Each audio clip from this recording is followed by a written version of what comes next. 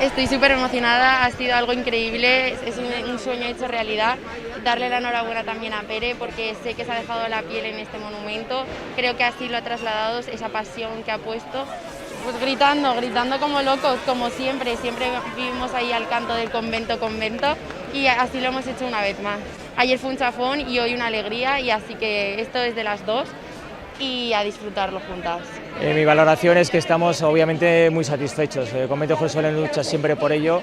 Algunas veces se puede conseguir, otras veces no se puede conseguir, pero este año, gracias a Dios, lo hemos vuelto a conseguir. Sobre todo dar las gracias a Pere Baenas, ya no porque es un grandísimo artista, tanto él como todo su equipo, sino por el grandísimo esfuerzo, el ímpetu que le ponen, las ganas, el corazón y el alma que siempre le ponen en todas sus obras, que eso al final se refleja en la plaza y se refleja en los premios. Nuestra falla representa los 17 Objetivos de Desarrollo Sostenibles que se pretenden alcanzar en el 2030, de ahí el lema de la falla. Cada parte del monumento representa uno de esos objetivos. Queríamos concienciar al mundo entero del problema que estamos teniendo y que esperemos que se consigan. ¡Convento!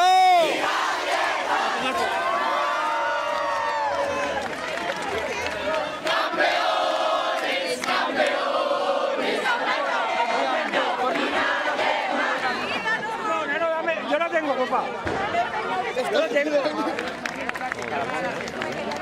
Jorge.